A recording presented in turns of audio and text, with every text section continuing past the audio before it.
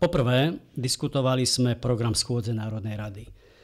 Je jasné, že programu nadchádzajúcej riadnej schôdze Národnej rady dominuje téma štátneho rozpočtu. Viete, že vláda otvára až teraz, na konci roka, súčasný rozpočet na rok 2009 a predkladá návrh štátneho rozpočtu na rok budúci. Iste od nás očakávate stručný pohľad a stručnú charakteristiku tohoto zákona roka, ktorým vždy a v každej krajine býva návrh zákona o štátnom rozpočte. Podľa môjho názoru tento návrh štátneho rozpočtu na budúci rok usvedčuje vládu z toho, že možnosti populizmu a populistov sa na Slovensku vyčerpali. Túto tézu dokážeme rozmeniť na drobné a podoprieť na základe veľkého množstva argumentov. Napríklad porovnávaním plánovaných výdajov na tie skupiny obyvateľov, ktoré sú naozaj najzraniteľnejšie, najviac postihnuté aj sociálnou krízou, aj inými okolnostiami. Je to napríklad podpora ľudí v hmotnej núdzi. Sú to napríklad finančné kompenzácie zdravotne ťažko postihnutým ľuďom. Alebo deťom, mládeži, ktorí sa nachádzajú v zložitej životnej situácii. Peniaze vyčlenené týmto cieľovým skupinám sú na budúci rok aj nominálne nižšie ako v priebežnom roku 2009. Takto by sme mohli charakterizovať rezort za rezortom, ale myslím si, že táto charakteristika by mala túto spoločnú črtu, ktorú som vám zhustil do tézy, že štátny rozpočet veľmi zreteľne usvedčuje vládu z toho, že možnosti populizmu sa vyčerpali. To, že sa možnosti populizmu vyčerpali, nám hovoria v dobrom slova zmysle obyčajní ľudia pri každodenných stretnutiach. Aj počas tohoto víkendu som sa stretol s takýmito ľuďmi, napríklad v obci Sýrnik, ktorá je pomerne ďaleko od Bratislavy, asi 450 kilometrov, neďaleko Trebišova.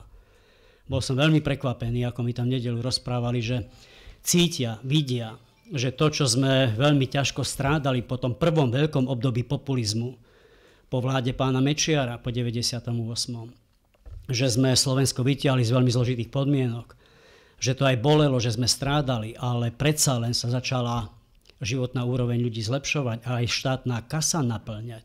Že to všetko, čo sme vytvorili, títo už stačili rozhajdákať. Veľmi som bol prekvapený, ako často som toto počul z úst ľudí. A my to samozrejme vidíme na takých ukazovateľoch, ako je napríklad zadlžovanie Slovenska.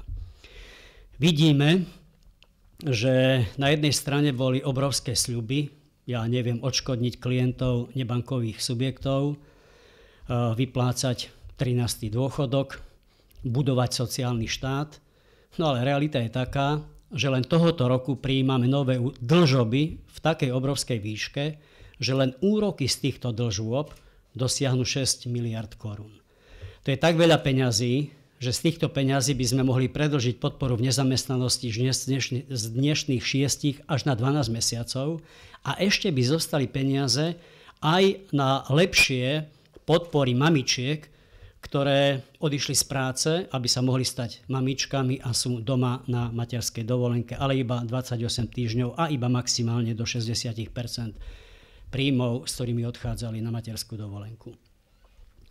Čiže keby som to prepočítal iným spôsobom, tak tá dlžoba z úverov, ktoré si vláda nabrala len tohoto roku, je tak obrovská, že len úroky znamenajú zaťaženie 25 000 korunami každého občana vrátane detí a dôchodcov. Alebo ak chcete, vláda vešia na krk štvorčlennej rodine dnes bremeno 100 000 korun ročne. A na budúci rok je to ešte viac.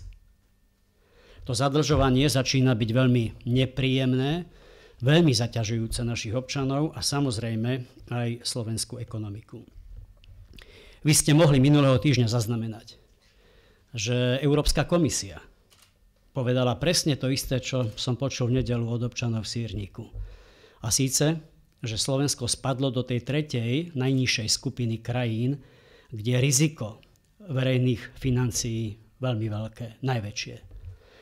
No a je veľmi nepríjemným zistením, že návrh štátneho rozpočtu na budúci rok túto skutočnosť nereflektuje a neprináša riešenia tých problémov, na ktoré občania poukazujú v jednotlivých sektoroch. Vláda neodpoveda v štátnom rozpočte, čo chce urobiť s veľmi ťažkou, zlou situáciou. Nie len voči strednej vrstve a mamičkám s deťmi, ale napríklad čo chce urobiť v školstve, čo chce urobiť v zdravotníctve. Medzinárodné rebríčky nás usvedčujú, že sme prepadli na posledné miesto v krajinách Európskej únie z hľadiska kvality zdravotníctva. Ale ľudia, s ktorými sa dennodenne stretávame, usvedčujú vládu, že tá situácia sa ešte zhoršuje a je ešte horšia z roka na rok oproti minulosti.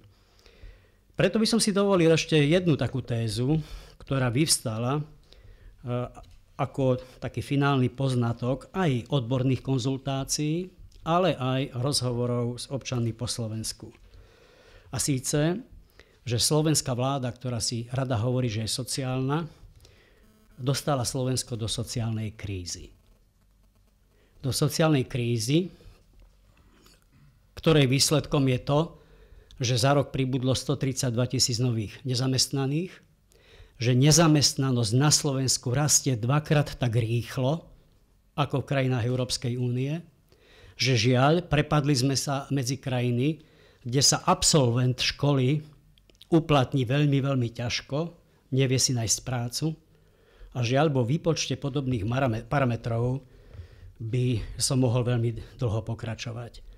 Ale čo je ešte smutnejšie ako tieto parametre je fakt, že pri návrhu štátneho rozpočtu ani pri súvisiacich zákonoch nenájdete žiadne programy, ktoré by boli odpoveďou na túto sociálnu krízu, ktorá prišla a ktorá sa prehlbuje.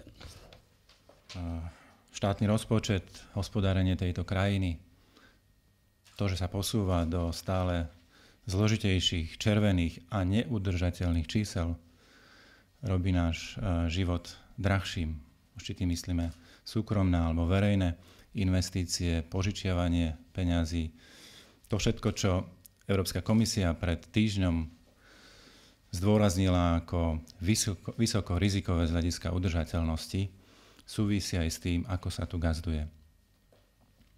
A to druhé, čo povedal pán predseda Dzurinda, je regionálny rozvoj, ktorý je za zdravých, transparentných podmienok dôležitou súčasťou celkovej vitality krajiny, spoločnosti. Silné Slovensko a silné regióny spolu súvisia. Na našej predchádzajúcej tlačovej konferencii po rokovaní obidvoch strán sme vyzvali premiéra vlády Slovenskej republiky, aby odvolal z funkcie ministra výstavby a regionálneho rozvoja Igora Štefanova. Keďže sa tak nestalo, považujeme si za politickú povinnosť otvoriť túto tému na pôde Národnej rady Slovenskej republiky. Chceme v tomto týždni iniciovať zvolanie osobitnej schôdze za účelom vyslovenia nedôvery ministrovi výstavby a regionálneho rozvoja. Tou hlavnou, záverečnou alebo najviditeľnejšou kauzou je známy nástenkový tender, za ktorý bol tento minister zodpovedný ešte predtým, než sa ministrom stal. Viaceré orgány, aj Slovenskej republiky, osobitne Najvyšší kontrolný úrad, vyjadril negatívne hodnotenie pri kontrole tejto súťaže, nesúťaže a následne rovnaké stanovisko potvrdila Európska komisia, teda Brusel. Veľmi to poškodzuje aj dôveryhodnosť krajiny, veľmi to ovplyvňuje čerpanie európskych prostriedkov, zaťažuje to nielen štátny rozpočet, ale aj verejné financie. To, ako sa nevie čerpať alebo získavať z týchto prostriedkov. Na druhej strane, ako sa neefektívne, ba až protiprávne využívajú, je ďalším výkričníkom pre štátny rozpočet, ktorý sa o budúce fondy výrazne opiera do bezprecedentnej miery. A preto tie riziká rozpočtu, o ktorom bude reč v parlamente, sú ešte väčšie, než sa zdajú. Takže Toto je tretí bod, na ktorom sme sa zhodli, obidve strany, Kresťansko-demokratické hnutie a SDK-ODS, že chceme začať iniciovať tohto týždňa tak, aby v stanovenej lehote sa mohla takáto schôdza v parlamente uskutočniť.